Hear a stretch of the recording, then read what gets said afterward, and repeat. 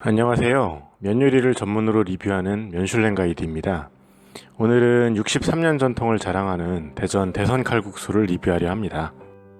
이전 영상에서도 몇 번 언급했지만 저는 광주, 울산과 더불어 3대 노잼 도시 중 최강으로 평가받는 대전에 살고 있습니다. 대전에서 태어나고 자란 토박이지만 제가 느끼는 대전의 특징은 아무런 특징이 없는 게 특징이랄까요? 무색, 무취입니다. 여유있고 느린 성격으로 그려지는 시민들의 모습도 그걸 반영하고 있는 듯 합니다. 저주기를 좋아하는 한화 이글스처럼요. 그러나 나름의 장점도 있긴 있습니다. 비교적 도로가 시원하게 잘 뚫려 있고 정비되어 있는 것과 자연재해는 남의 동네 이야기이며 남한의 중심에 자리하고 있어 어디를 가더라도 거리가 그리 멀지 않다는 것.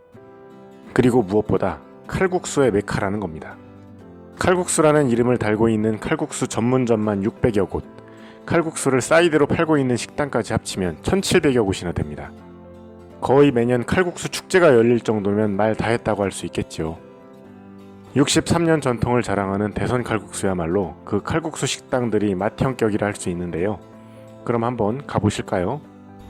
대선 칼국수는 완전 도심 한복판이랄 수 있는 대전 시청역 부근에 자리하고 있습니다. 특이하게도 2층에 있는데요. 일종의 자신감인지도 모르겠습니다.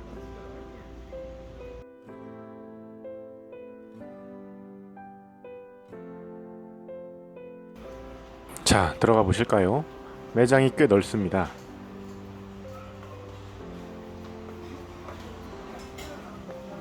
거의 오픈형 주방이네요. 대형 목간판도 있고요. 유명인들도 많이 다녀갔네요.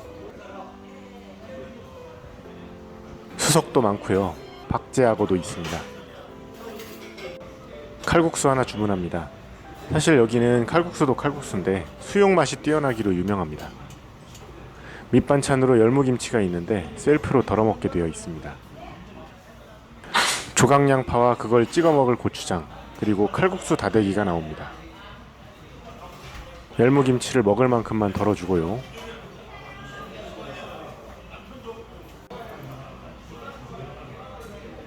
고추장을 먹어보니 맛이 독특하네요. 사장님이 오셔서 60년 전통 만든 고추장이라고 자랑하고 가셨습니다.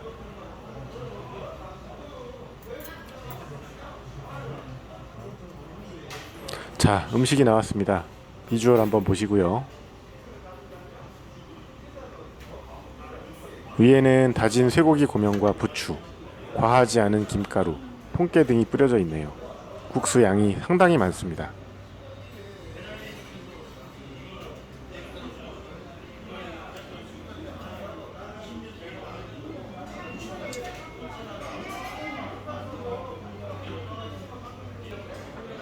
먼저 국물을 맛봅니다.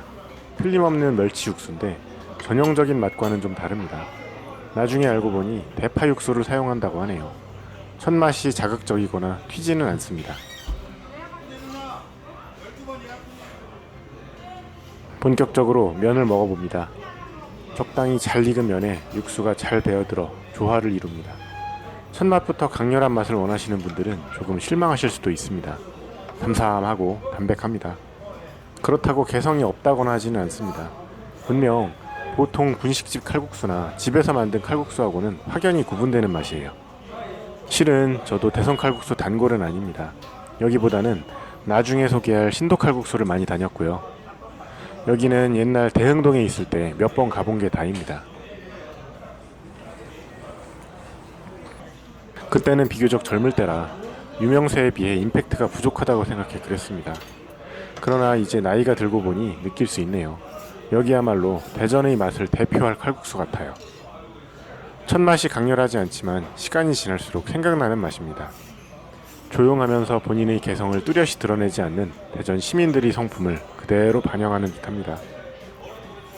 자칫 너무 밋밋해지기 쉬운 칼국수 위에 쇠고기 고명이 포인트를 주고 있습니다. 탄수화물 위주의 단백질이 추가되어 잘 먹었다는 인상을 주기에 충분합니다. 수육과 함께 드시는 분들이 많던데요. 아까 언급했지만 수육 맛은 대전 최강을 자랑한답니다. 국수 자체의 맛보다 수육과 함께 후식 메뉴로서 최적화된 맛이 아닐까도 생각해봅니다. 저는 아직 경험해보지 못했지만 수육 한 접시에 소주 한 잔하고 칼국수를 마무리로 먹는다면 또 다른 만족감으로 다가올 듯합니다. 만약 눈이나 비가 온다면 더욱 환상이겠죠. 절반쯤 원래 맛을 즐긴 후 다대기를 풀어봅니다.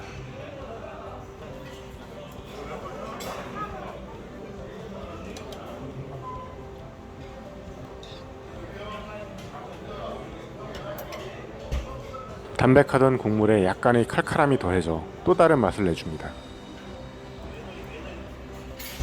대전이 칼국수의 메카가 된 이유가 있답니다.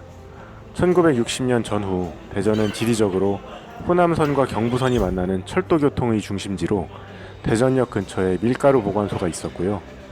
서해안 간척사업 같은 국가산업에 동원된 근로자들에게 노임 대신 밀가루를 지급했는데 그걸 돈을 받고 근처 상인들에게 되팔았답니다. 그래서 근처에 칼국수집들이 생기기 시작했다는데요. 대선 칼국수가 1958년 창업이니 딱 그 시점입니다. 뒤이어 신도 칼국수가 1961년 창업, 그 뒤에 대전 얼큰이 칼국수의 원조랄 수 있는 공주 분식이 1975년 창업했답니다. 두 군데 모두 건재하고 나중에 소개 영상 올리겠습니다. 그러니 라면의 맏형이 삼양라면이라면 대전 칼국수의 맏형은 대선 칼국수라 할 수 있죠. 아무튼 그 뒤에 정부의 분식 장려운동과 맞물려 칼국수집들이 우후죽순 생겨나면서 대전이 칼국수의 메카가 되었답니다. 사실 칼국수 하면 별다른 개성이 없어 보이는 서민의 음식이죠. 라면보단 덜하지만 간단하게 휘리릭 끓여 먹을 수 있는 음식입니다. 칼국수 면 사다가 멸치 육수 좀 내고 냉장고에 있는 야채 좀 썰어 넣고 마법의 가루 좀 넣어주면 일정 수준 이상의 맛을 내주는 게 사실이죠. 제가 대전 현지인으로서 이곳저곳 먹어보고 느낀 점은 그래도 가게마다 크고 작은 다른 개성들이 존재한다는 겁니다. 그리고 또 한 가지, 저도 심심할 때마다 요리를 좀 하는 편이긴 한데 이러한 칼국수 전문 식당들을 따라잡기 어려운 게 있습니다. 그건 바로 칼국수 면의 질감입니다. 육수를 끓이다가 그냥 넣으면 면은 퍼지고 국물은 텁텁해지기 일쑤고, 그렇다고 면만 따로 삶아 육수를 부으면 면에는 육수가 제대로 배지 않고 따로 놀거든요. 결국 면을 따로 삶고 육수에 넣어 끓이다가 상해내는 건데 그 적절한 타이밍을 맞추는 게 여간 어려운 게 아닙니다. 여기 대선 칼국수만 하더라도 면의 익은 정도가 완벽에 가까우면서 면에 국물이 잘 배어 있습니다. 그러면서도 국물은 텁텁하지 않고 적당한 점도를 유지합니다. 이건 다른 칼국수 전문점들도 마찬가지입니다. 그게 바로 노하우겠죠. 어묵탕을 집에서 끓일 때 어묵의 식감을 살리기 어려운 것과 비슷합니다. 불 조절 아무리 해봐도 밖에서 사 먹는 어묵의 그 탱글탱글한 식감의 느낌이 안 나더군요. 업소에선 저렴한 어묵을 사용할 텐데도요. 노하우를 아시는 분 계시면 댓글로 알려주시면 감사하겠습니다. 이 칼국수를 드시러 일부러 대전에 오실 일은 없겠지만 만약 근처 들를 일이 있으시다면 맛보실 것을 추천드립니다. 아까 말씀드린 대로 비나 눈 오는 날에 여러 명이 오셔서 수육에다 한잔 하시고 두루치기에다 사리도 넣어서 비벼 드시고 마무리로 칼국수 드세요. 만족하실 겁니다. 63년 전통의 대선 칼국수, 오늘도 맛있게 잘 먹었습니다. 마지막으로 면슐랭 가이드 평가가 이어집니다. 지극히 주관적인 평가이니 참고로만 하시면 될 듯합니다.